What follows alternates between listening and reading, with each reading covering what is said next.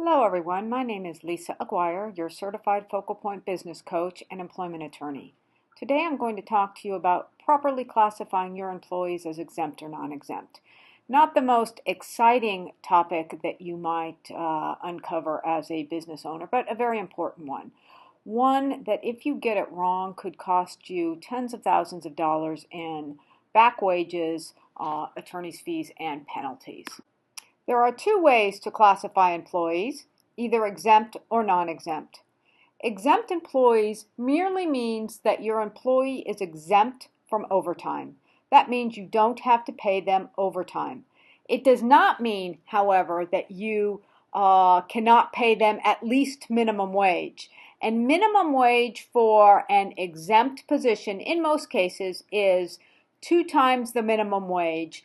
Minimum wage is currently $9 an hour in California, so you must be paying your employee approximately $37,000 in order to qualify at a minimum to be exempt. In addition, exempt employees must be paid a salary. That is, they must be paid the same amount of money every pay period, regardless of the amount of time they work. Non-exempt employees, on the other hand, are paid an hourly rate of at least $9 an hour. They must receive time and a half for all hours worked over 8 in a day and up to 12 in a day. They also must receive overtime for hours in excess of 40 per work week and for the first 8 hours worked on the 7th consecutive workday in a week. This means that they don't get a salary, they are paid for every hour they work, and if they don't work, they don't get paid. In addition to time and a half, non-exempt employees are entitled to double time for all hours worked in excess of 12 in a day or for work in excess of 8 on the 7th consecutive workday in a work week. In addition, non-exempt employees have meal and rest break privileges. This means that they are entitled to a 30-minute unpaid meal break, which must begin before the 5th hour of employment. The employee must be relieved of all duty, typically allowed to leave the workplace. It is very important that you ask your employees to clock in and out for their meal break. That way you can ensure that they've taken it. In addition, they're entitled to 2 paid 10-minute rest breaks, which it's not necessary to keep track of.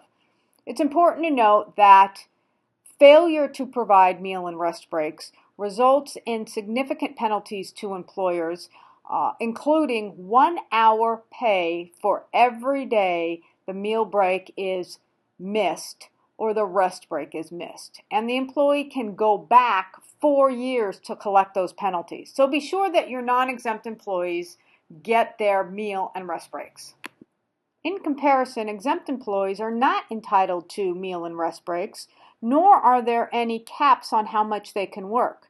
This means you can work them as many hours as necessary to get the work done, and they're entitled to take meal and rest breaks when they want. No need to clock in and out because for them, it's not a requirement.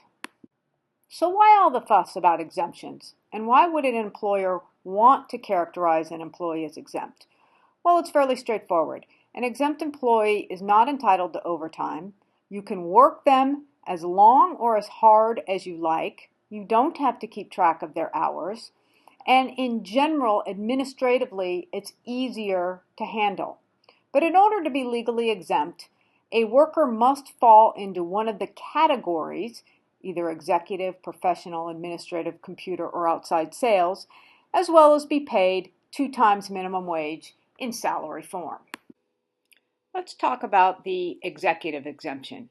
The executives are your CEOs and your department heads. In addition to a number of requirements like they must direct 2 or more employees, they have to have the authority to hire and fire, they also must customarily and regularly exercise discretion and independent judgment. Let's talk about this. This is important. What does that mean? It means they must have the authority to make policy for the company. They must be able to carry out major assignments without additional approval. They must have the authority to waive or deviate from strategy or policy if necessary without prior approval.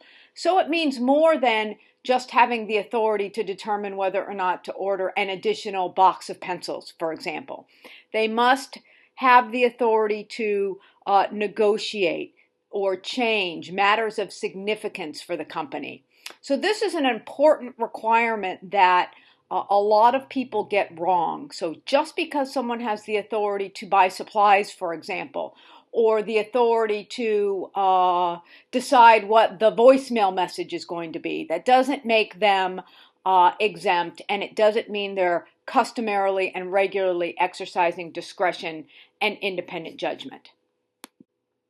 The professional exemption are those folks who are licensed or certified by the state. It doesn't mean that they're in a professional white-collar type of job. So these are your lawyers, your doctors, your architects, your engineers, your accountants in some instances. So these are the folks that have a license from the state. In addition, they are your learned or artistic employees. Well, what does this mean? Learned means that they have an advanced degree. Doesn't mean they have a bachelor's. It means they have an advanced degree, a master's or a doctorate. They must have gone to school for some time in an intellectual field to earn this additional degree. Or they are your artists. These are the folks whose output is creative.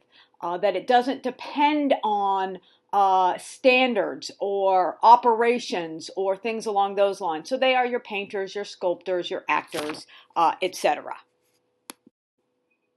Then you have your administrative employees. This is the most often misunderstood classification. These are your office and non-manual workers or your school workers. A lot of employers like to lump all of their people into the administrative exemption because it appears to be a catch-all. That's not the case. They must customarily and regularly exercise discretion and independent judgment. They must perform only under general supervision, and they must spend more than 50% of their time in these kinds of tasks. Now, these would be, for example, your director of administration, your HR personnel manager, your risk manager, for example, staff employees who might be functional department heads, but they must operate only under general supervision. So your administrative assistants would not be administratively exempt. Your receptionist would not be administratively exempt. These really are people who have the authority to do their jobs without a lot of supervision and to make decisions that affect the company under the independent judgment and discretion category. So this is a very difficult category to classify, and my advice to you would be to seek outside counsel before classifying anyone under this classification. Next, we have the computer software exemption.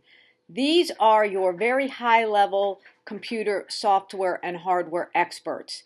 They are not your IT consultants who test or troubleshoot or install computer programs or applications or fix anything related to your computer.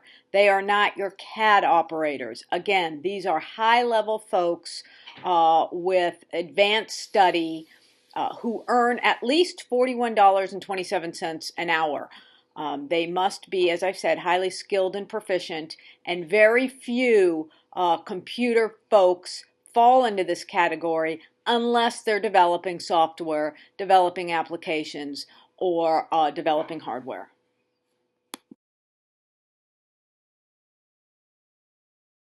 Finally, we have the outside salesperson exemption. These are your employees who regularly spend more than 50% of their time outside of your office selling products, services, or use of facilities. So these are the folks who travel, for example. These are the folks who are your salespeople that work outside. They are not the folks who sit in your building and make cold calls.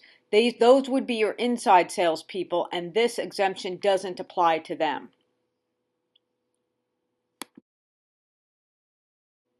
So we've talked about what it means for an employee to be non-exempt. And your non-exempt employees really can be anyone. You can classify anyone as a non-exempt employee. However, if you want to avoid paying overtime and to pay your employee a salary, then your employee must fall into one of the 5 exemption categories that we've discussed. Well, let's assume you get it wrong. Your employee complains to the labor board. What are you responsible for? What are you liable for? Well, you're liable for any unpaid overtime. And that's going to be fairly easy for the employee to prove because you have not collected records on how much that employee has worked. And you can bet that that employee has documented every time he or she worked more than 8 hours in a day, entitling them to overtime.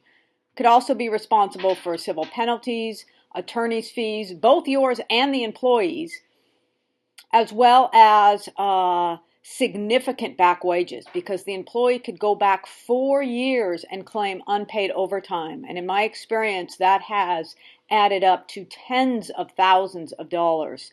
So it's best to properly classify right from the beginning. So how do we avoid claims? Well, first, make sure you have job descriptions that reflect what the employee actually does. So, in other words, don't draft job descriptions based on what you think the employee does. Make sure it's accurate based on what they actually do. Perform a wage and hour audit. Determine how long your employees spend doing certain tasks, particularly those that are considered non-exempt tasks.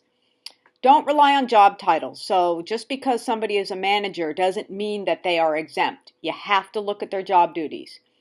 Also, don't assume that because you're paying a salary that they're exempt. And finally, ensure that your performance reviews assess exactly what the employee is doing. That's important. Finally, if you have any further questions, you can feel free to contact me at the number on your screen. Or if you'd like my white paper on employee classification, send me an email and I will send it back to you. This is a very complicated area of the law. However, it is an area that's ripe for mistake and ripe for claims. So it's important that you get this right. And if you have questions, be sure to seek out assistance. Thanks a lot.